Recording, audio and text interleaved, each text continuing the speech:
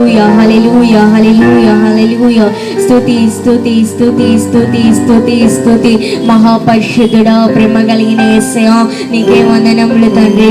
అత్యంత కృపయు గల దేవా, సర్వోన్నతుడా, నీకే వందనాలు యేసయ్యా. రాజాది రాజా, దేవాది దేవా, నీకే వందనాలు తండ్రి. స్తుతులపై ఆసీనుడైన దేవా, నీకే వందనాలు యేసయ్యా. 10,000లో అధికాంక్షణీయుడా, నీకే వందనాలు తండ్రి. నీ ఘనమైన రెక్కల కింద యేసయ్యా ఇన్ని ఆళ్ళు తండ్రి యేసయ్యా భద్రపరిచి ఉన్న దేవానికే వందనాలు తండ్రి. యేసయ్యా, చిన్న బిడ్డలను వృద్ధులను జ్ఞాపకం చేసుకోండి యేసయ్యా. ప్రతి ఒక్క సేవకులను దీవించండి తండ్రి. అధికారులను జ్ఞాపకం చేసుకోండి యేసయ్యా. లేని వారిని జ్ఞాపకం చేసుకోండి తండ్రి. నశించిపోతున్న ఆత్మలను వెతికి రక్షించే భాగ్యాన్ని దయచేయండి యేసయ్యా. ఈ దేశమును కాపాడండి తండ్రి. ఈ చుట్టుపక్కల ఉంటున్న వారిని నీ వాక్యపు వెలుగులోకి నడిపించండి యేసయ్యా. వేకునే నిన్ను వెతుకు వారిగా మా జీవితాలను మార్చండి తండ్రి. నీ వాక్యపు వెలుగులోకి మమ్మల్ని నడిపించండి యేసయ్యా. ప్రతి ఒక్క దైవ సేవకులను జ్ఞాపకం చేసుకోండి తండ్రి యేసయ్యా. ప్రతి ఒక్కరిని జ్ఞాపకం చేసుకోండి తండ్రి యేసయ్యా. ఇక్కడ ఉంటున్న ప్రతి ఒక్కరిని మీరే దీవించండి యేసయ్యా. యేసయ్యా, జాన్ రెడ్డి పాస్టర్ గారిని జ్ఞాపకం చేసుకోండి తండ్రి యేసయ్యా. వాళ్ళ కుటుంబాన్ని దీవించండి తండ్రి యేసయ్యా. ప్రార్థన అంతటిలో యేసయ్యా మీరే తోడైని నడిపించండి యేసయ్యా. ప్రతి ఒక్కటిలో మీరే కృప చూపించండి తండ్రి యేసయ్యా. యోనా గ్రంథాన్ని ధ్యానిస్తుండగా తండ్రి యేసయ్యా మీరే యేసయ్యా నాకు తోడైని నడిపించండి తండ్రి.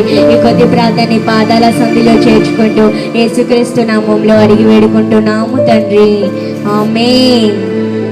హల్లెలూయా. యోనా గ్రంథాన్ని 1వ అధ్యాయం నుంచి 4వ అధ్యాయాల వరకు ధ్యానించుకుందాము. యెహోవా వాక్కు అమిత్తై కుమారుడైన యోనాకు ప్రత్యక్షమై ఇలాగ సెలవిచ్చెను. నినివే పట్టణస్థుల దోషము నా దృష్టికి ఘోరమాయెను గనుక నీవు లేచి నినివే మహాపట్టణమునకు పోయి దానికి దుర్గతి కలుగునని ప్రకటింపుము.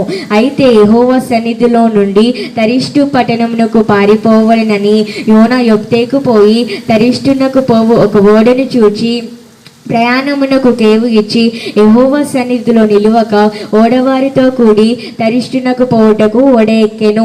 అయితే యెహోవా సముద్రము మీద పెద్ద గాలి పుట్టింపగా సముద్రమందు గొప్ప తుఫాను రేగి ఓడ బద్దలైపోవు గతి వచ్చెను. కాబట్టి నావికులు భయపడి ప్రతి వాడును తన తన దేవతను ప్రార్థించి ఓడ చులుకన చేయుటకై అందులోని సరుకులను సముద్రంలో పారవేసిరి. అప్పటికి యోనా ఓడ దిగువ భాగమునకు పోయి పండుకొని గాఢ నిద్రపోయి ఉండెను. అప్పుడు ఓడ నాయకుడు అతని యొద్దకు వచ్చి, ఓయ్ నిద్రపోతు, నీకేమి వచ్చినదని లేచి నీ దేవుణ్ణి ప్రార్థించుము, మనము చావకుండా ఆ దేవుడు మన యందు కనికరించునేమో అనెను. అంతలో ఓడవారు, ఎవనిని బట్టి ఇంత కీడు మనకి సంభవించినదని తెలియుటకై మనము చీట్లు వేతుము రండని ఒకరితో ఒకరు చెప్పుకొని చీట్లు వేయగా చీటి యోనా మీదికి వచ్చెను. కాబట్టి వారు అతన్ని చూచి, ఎవరిని బట్టి ఈ కీడు మాకు సంభవించునో, నీ వ్యాపారం ఏమిటో, నీవెక్కడి నుండి వచ్చితివో, నీ దేశమేందో, నీ జనమేందో ఈ సంగతి అంతయు మాకు తెలియజేయమనగా అతడు వారితో ఇట్లా, నేను హెబ్రీయుడను, సముద్రమునకు భూమికి సృష్టికర్త అయి ఆకాశమందుండు దేవుడై ఉన్న యెహోవా యందు నేను భయభక్తులు గలవారై ఉన్నాను. తాను యెహోవా సన్నిధిలో నుండి పారిపోవచ్చున్నట్లు అతడు మనుషులకు తెలియజేసి ఉండెను. గనుక వారు ఆ సంగతి తెలుసుకొని మరింత భయపడి నీవు చేసిన పని ఏమని అతను అడిగిరి. అప్పుడు వారు, సముద్రము పొంగుచున్నది, తుఫాను అత్యధికమవుచున్నది, సముద్రము మా మీదికి రాకుండా నిమ్మలించినట్లు మేము నీకేమి చేయవలెనని అతన్ని అడుగగా, యోనా, నన్ను బట్టియే గొప్ప తుఫాను మీ మీదికి వచ్చినదని నాకు తెలిసి ఉన్నది. నన్ను ఎత్తి సముద్రంలో పడవేయడి, అప్పుడు సముద్రము మీ మీదికి రాకుండా నిమ్మలించినని అతడు వారితో చెప్పినను. వారు ఓడను దరికి తెచ్చుటకు తెడ్లను బహుబలముగా వేసిరి గాని గాలి తమకు ఎదురై తుఫాను బలము చేత సముద్రము పొంగి ఎండుట వలన వారి ప్రయత్నము వ్యర్థమాయెను. కాబట్టి వారు, యెహోవా, నీ చిత్త ప్రకారముగా నీవే దీన్ని చేసితివి, ఈ మనిషిని బట్టి మమ్మను లాయము చేయకుందువు గాక, నిర్దోషిని చంపితురన్న నేరము మా మీద మోపకుందువు అని యెహోవాకు మనవి చేసుకొని యోనాను ఎత్తి సముద్రంలో పడవేసిరి. పడవేయంగానే సముద్రము పొంగకుండా ఆగెను. ఇది చూడగా ఆ మనుషులు యెహోవాకు మిగులు భయపడి ఆయనకు బలి అర్పించి మొక్కుబళ్ళు చేసిరి. గొప్ప మద్యము ఒకటి యోనాను మృంగవలెనని యెహోవా నియమించి ఉండగా యోనా 3 దినములు ఆ మద్యం యొక్క కడుపులో నుండెను. ఆ మద్యము కడుపులో నుండి యోనా యెహోవాను ఇలాగున ప్రార్థించెను. నేను ఉపద్రవంలో ఉండి యెహోవాకు మనవి చేయగా ఆయన నాకు ప్రత్యుత్తరం ఇచ్చెను. పాతాళ గర్భంలో నుండి నేను కేకలు వేయగా నీవు నా ప్రార్థనను అంగీకరించి ఉన్నావు. నీవు నన్ను అగాధమైన సముద్ర గర్భంలో పడవేసి ఉన్నావు. ప్రవాహములు నన్ను చుట్టుకొని ఉన్నవి. నీ తరంగములను నీ కరులను నన్ను కప్పి ఉన్నవి.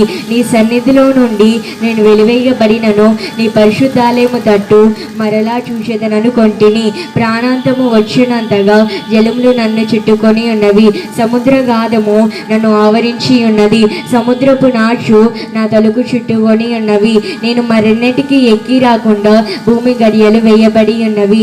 పర్వతముల పునాదులలోనికి నేను దిగి ఉన్నాను. నా దేవ యెహోవా, నీవు నా ప్రాణము కోపంలో నుండి పైకి రక్షించి ఉన్నావు. కోపంలో నుండి నా ప్రాణము నాలో మూర్చిల్లగా నేను యెహోవాను జ్ఞాపకము చేసుకొంటిని. నీ పరిశుద్ధాలయంలోనికి నీ యొద్దకు నా మనవి వచ్చెను. అసత్యమైన వ్యర్థ దేవతల యందు లక్ష్యముంచి వారు తమ కృపాధారము విస్తరింతురు. కృతజ్ఞతాస్తుతులు చెల్లించి నేను నీకు బలులు నర్పింతును. నేను మొక్కుకొని నా మొక్కు బలు చెల్లింపక మానను. యెహోవా యొద్దనే రక్షణ దొరుకునని ప్రార్థించెను. అంతలో యెహోవా మద్యమునకు ఆజ్ఞేయగా అది యోనాను నేల మీద కక్కివేసెను.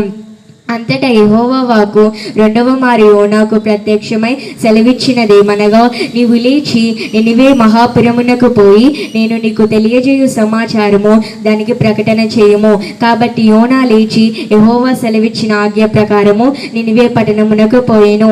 నినివే పట్టణము దేవుని దృష్టికి గొప్పదై 3 దినముల పరిణామము గల పట్టణము. ఆ పట్టణములో 1 దిన ప్రయాణమంత దూరము సంచరించుచు ఇక 40 దినములకు నినివే పట్టణము నాశనము చేయగా ఆ నినివే వారు తమ చెడు నడతలను దేవుని యందు విశ్వాసముంచి ఉపవాస దినము చాటించి గనులేమి అలుపులేమి అందరూ గొనెపట్టు కట్టుకొనిరి. ఆ సంగతి నినివే రాజునకు వినబడినప్పుడు అతడును తన సింహాసనము మీద నుండి దిగి తన రాజవస్త్రములు తీసివేసి గొనెపట్టు కట్టుకొని బుడిదలో కూర్చుండెను. మరియు రాజైన తానును ఆయన మంత్రులను ఆజ్ఞేయగా, ఒకవేళ దేవుడు మనసు త్రిప్పుకొని పశ్చాత్తాప్తుడై మనము లయము కాకుండా తన కోపాగ్ని చల్లార్చుకొనును గనుక మనుషులు ఏది పుచ్చుకొనకూడదు. పశువులు గాని ఎద్దులు గాని గొర్రెలు గాని మేత వేయకూడదు. నీళ్లు త్రాగకూడదు. మనుషులందరూ తమ దురార్గములను విడిచి తాము చేయు బలాత్కారమును మానివేయవలెను. మనుషులేమి పశువులేమి సమస్తమును గోల్నె పట్టు కట్టుకొనవలెను. జనులు మన పూర్వక దేవుని వేడుకొనవలెను అని దూతలు నినివే పట్టణంలో చాటించి ప్రకటన చేసిరి.